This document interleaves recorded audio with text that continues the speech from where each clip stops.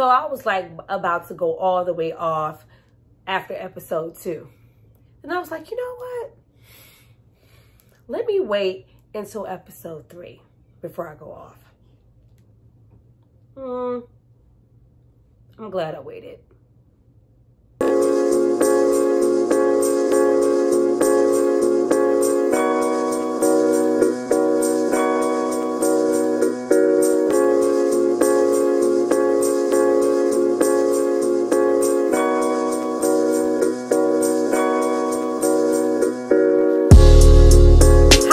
Welcome back to my channel. It's Tyra here with another struggle review, here to discuss episode 2 and 3 of Pose. Now, why am I doing 2 episodes at the same time, and why did I have to wait all the way to episode 3 to give you guys this review? It's because episode 2 was just so bad in my eyes in comparison to episode 1.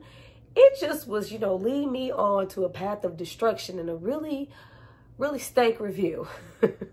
So I thought I should give the show, because I did enjoy the show, the benefit of the doubt to at least redeem themselves. Before I get into why I'm glad I waited until episode 3 to do this review, I need you guys to drop down and subscribe to my channel and like this video. I'm going to give you guys a moment to do that, and then we're going to come back and discuss all things Pray Tell done lost his damn mind grabbing on Ricky like that. You don't grab on Ricky like that. What?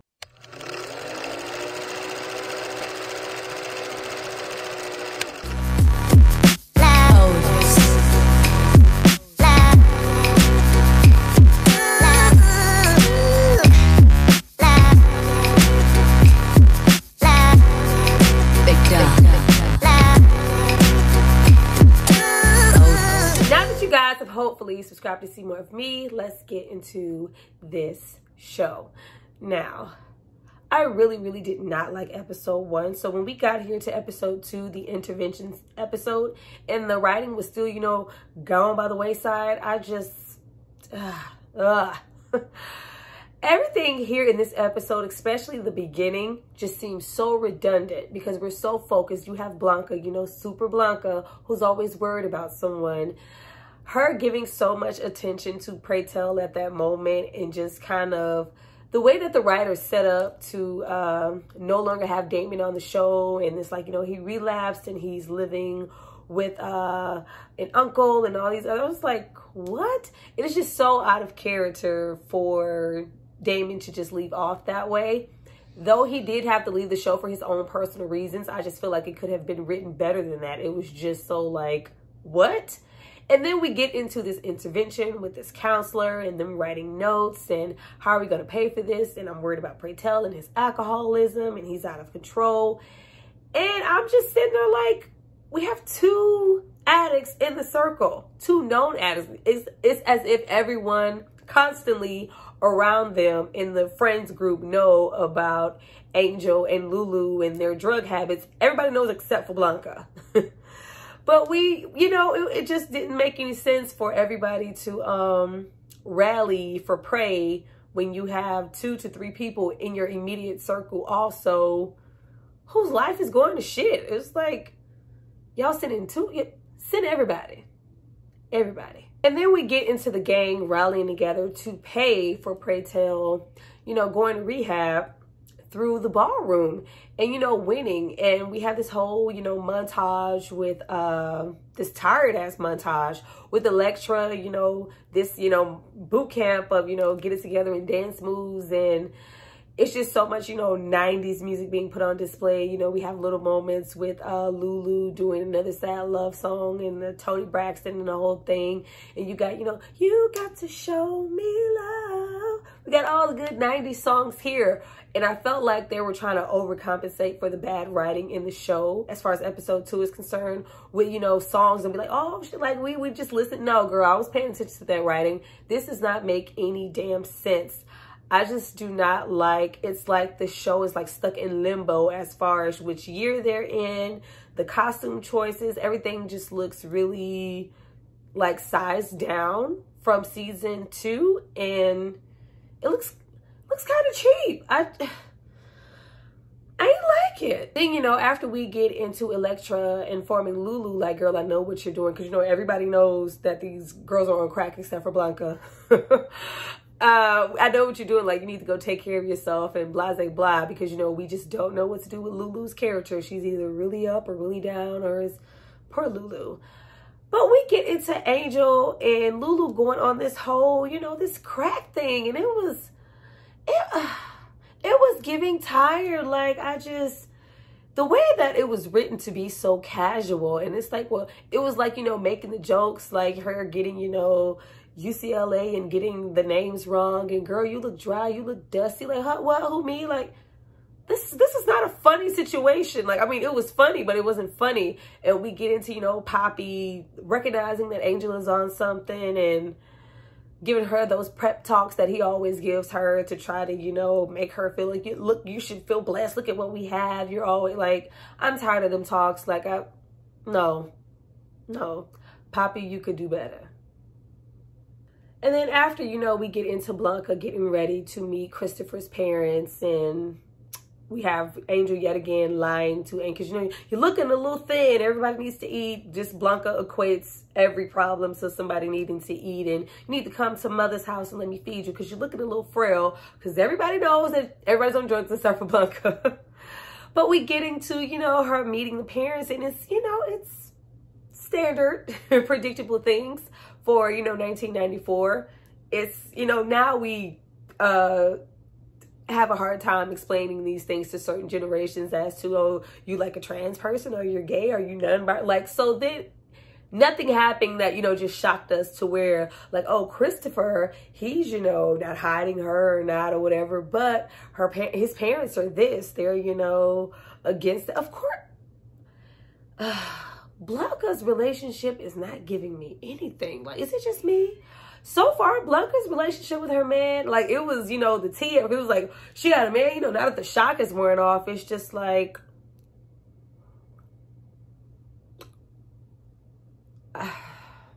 everything here just seems so forced and so rushed, just so we can end these characters off a certain way, just because this is the season finale.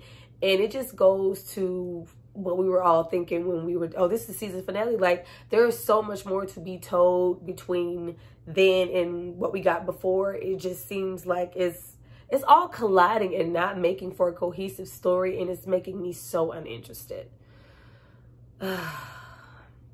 But, you know, we get into Blanca, you know, defending herself and telling his parents, you know, where to go, and in her mind, and confiding in her friends, and just feeling like, you know, Christopher doesn't have her back at that moment. And yeah.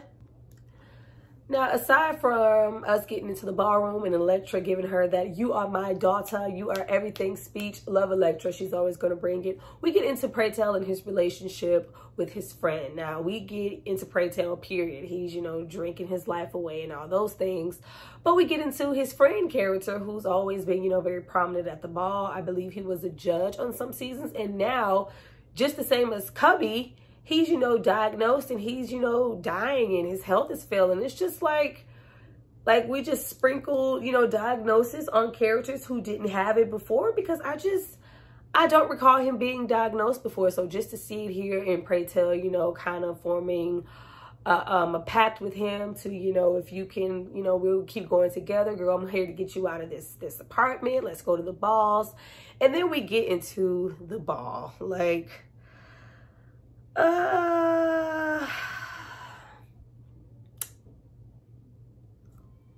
we have no passion for this ball after we, you know, always for Prey, and we're trying to get this money, and we get Elektra walking and everybody walking and winning and all those great things. Once we get into Prey and Lamar and their sing off, and Lamar does, you know, If by Janet Jackson, and Prey does In Vogue, Never Gonna Get It. Like, it just was not giving me everything. Like, those first two seasons, I really loved and lived for those ballroom scenes and all the everything that we got. It just didn't feel, you know, performative. It felt so genuine, especially season one. Here, it just, and then, you know, we have Pray Tell's friend Castle, who's at the bar, and he, you know, has a seizure and all those things. And we can't really, you know, feel, we feel something, but we don't feel for him. We don't know him that much as a character. Like, he just became really prominent here in this one episode, and it's just like, oh, he's diagnosed and now he's seizure, and it's just moving so fast because we're not invested in him. And then we have another Chubby situation where, you know, when he passed at the hospital, and they were like, oh, this is how we live. They want you to go on. Let's go back in, pray. Let's go perform and all these things. It's just like, give people a moment to breathe. Like, let's not, and Pray's like, you know, my friend just seizure. People are dying. Like, y'all just want to go dance in ballroom and yes, and they would want you to go on. It was just like, and the best thing about this whole episode was Pray knocking Lamar the fuck out. That was the best thing. That was the best thing. And then we lead off into, you know, what we already knew was coming after Pray Tell, you know, after we've had this whole Big Bang situation for this intervention that Pray Tell of all people, Mr. Dramatic himself, doesn't know anything about. And we knew already that he wasn't going to be receptive to it. So it wasn't a big surprise when he blew up and went off on everybody like only Pray Tell can. But the difference here was episodes and seasons prior, when Pray Tell, you know, goes off and reads everybody for filth, it just, you know, felt, you know, really like, oh my God, you were living for it, because you knew it was, you know, not only coming from a place of hurt, but, you know, he was telling the truth. Here, it just came off so mean and just so bitter and just so like, damn, Pray. It was like he was out to hurt people, especially like Blanca and how he talked to people. And it just became so unrealistic as to go like, you know, it's okay to, you know, we have our moments where we're reading each other, but who would want to be someone's friend after that? It's only so long you can chuck everything up that Pray Tell is doing, and, you know, him to his diagnosis and alcohol. And it was just like, well, damn, he has, you know, his things to say to Poppy, to Angel, to Lulu, to Elektra, to Blanca. Like, it was so hurtful and nasty. It wasn't a read. It wasn't. But after we leave that scene of me, you know, agreeing with what a lot of Pray said, but just the way it was put in, because I was with Pray, like, how the hell y'all gonna try to help me and send me somewhere when y'all have your own damn problems? These are addicts, Blanca, you're this, but who are y'all to help me? Like, I felt that, like, sometimes it just feels like, especially now, after we've seen it, you know, 3 seasons now, like, Blanca, mind your business, or like, Blanca, just, we don't have to make everything a minstrel show, like, just, yeah. But this episode really left a bad taste in my mouth, especially concerning Pray Tell, because it was just like, once we got to Ricky and how he was treating Ricky and being borderline abusive towards Ricky, it was just like, that whole, you know, mind games and everything he was trying to play on Ricky, you know, where you gonna go, don't nobody want us, and that, you know, throwing him. And Ricky by far has had the best character development on the show as far as maturity and where he is towards season 3 in comparison to like a Lulu or Angel. Him and Poppy. Blanca is coming along now, you know, finally. But Blanca was already there. Blanca was always mother. Elektra's always been mother. Pray Tell has always been Pray Tell. But the children have always, you know, been trying to find their way. Ricky, though he may not, you know, financially be where he needs to be, the maturity he has, you know, you remember season 1, we met him just being the fun boy, and Ricky just trying to hump anything that moved and not really having any maturity or any, you know, anything about himself. But who he is now and how mature he was to realize, I can't stay here. You are doing more damage to myself and to yourself if I stay here. I'm not helping you. You're using me as a crutch. And you don't value me here. Like, it was like he was treating him like, you know, a redhead stepchild. I was like, damn, Pray.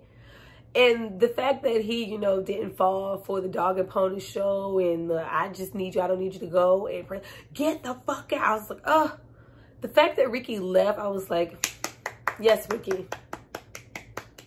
Yes, Ricky. We don't need that.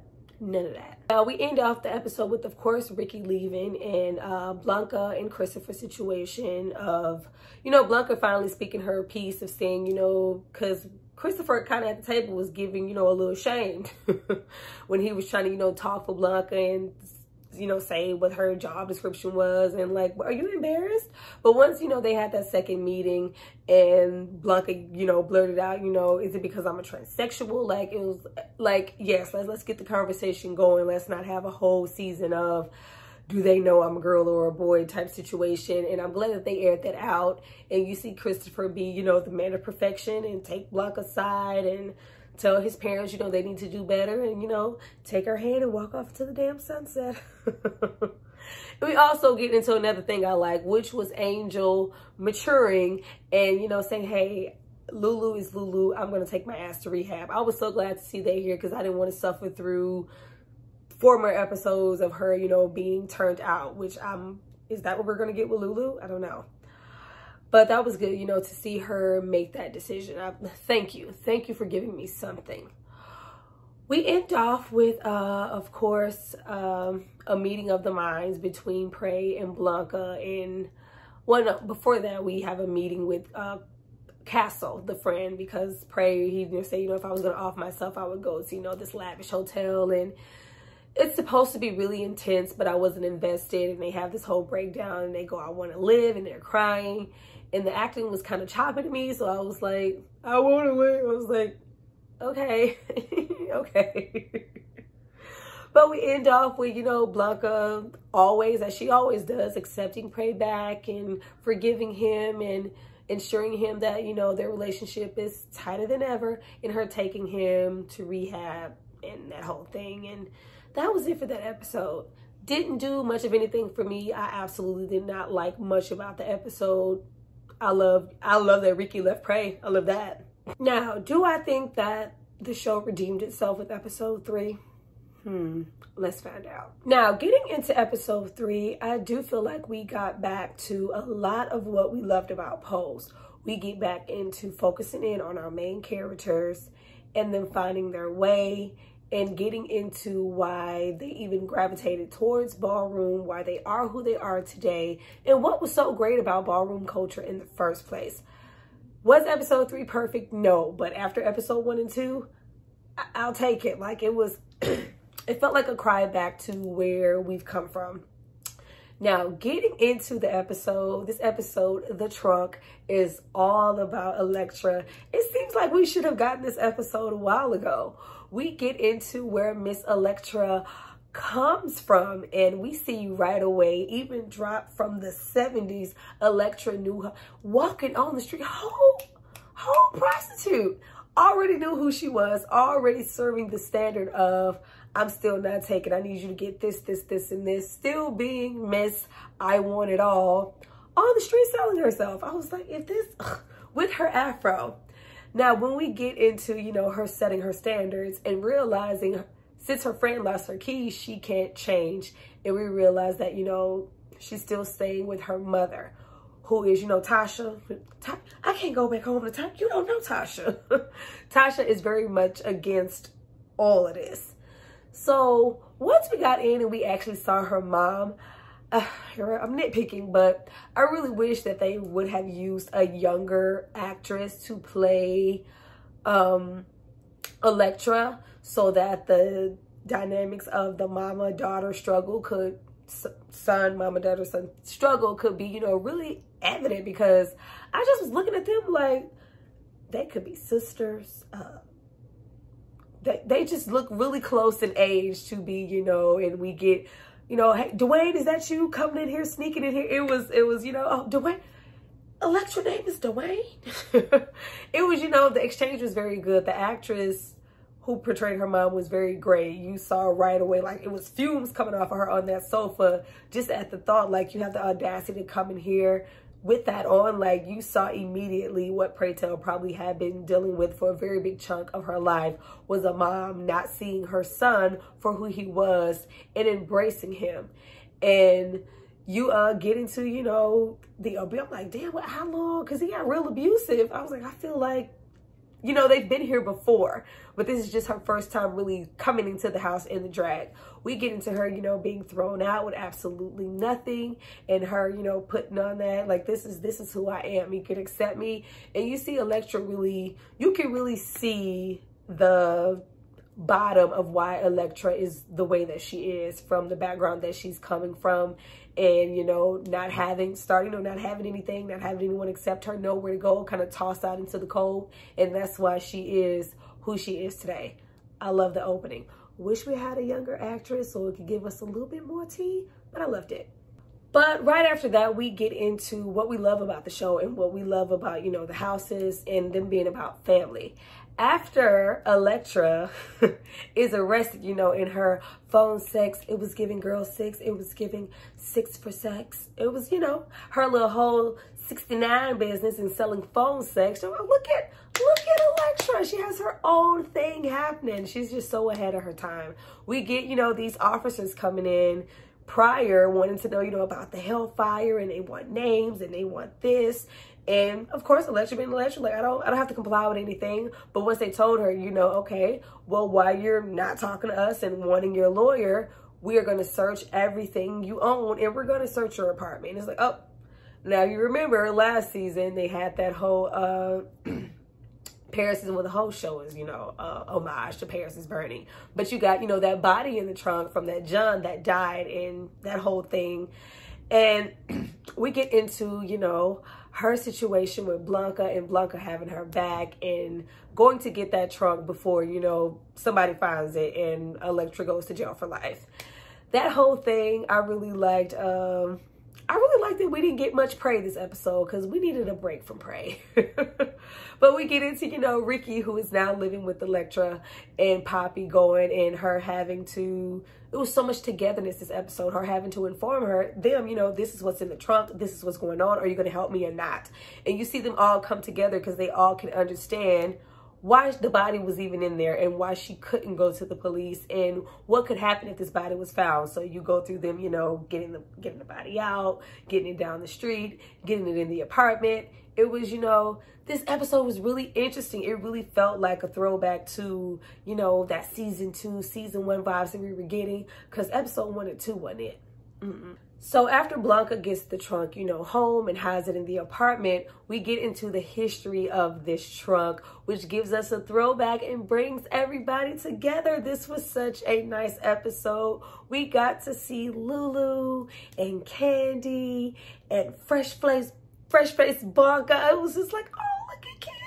It was so nice to see, you know, their start and their humble beginnings as to how did they even come together. And you see right away, you know, Elektra is not accepting what's going on. It's like, you know, you see them going through and them kind of having to resort to going down to the piers because they have no food, and, you know, all these, you know, financial problems happening. And you see Elektra being the mother and her being very strong and, no, not my children, you guys are not going out.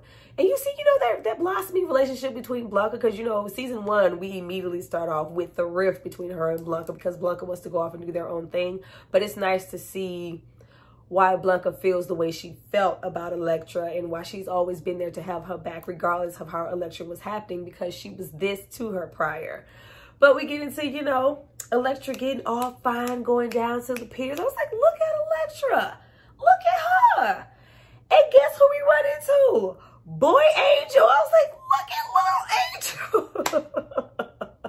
We get into Angel with the little boy cut, and Cubby's there, and Lamar's there, and they're, you know, on the come up, and you see Elektra be that mother. It's like, no, you're not going to get in the car. You're not. Go here and tell them, you know, Elektra said. It was, oh my God, it was so heartwarming to get back to those, you know, those first seasons where we got so much banter back and forth.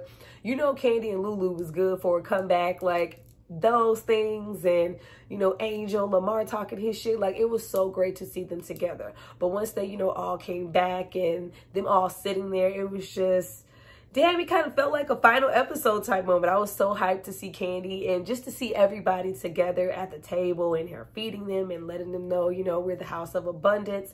I just need y'all to win the balls. And honey, did they win the ball. But after all this banter and back and forth and them, you know, realizing, oh, we just got here, y'all lights off, y'all let Lamar and his joke like, oh, guess you forgot to pay the light bill, huh? Lamar kills me.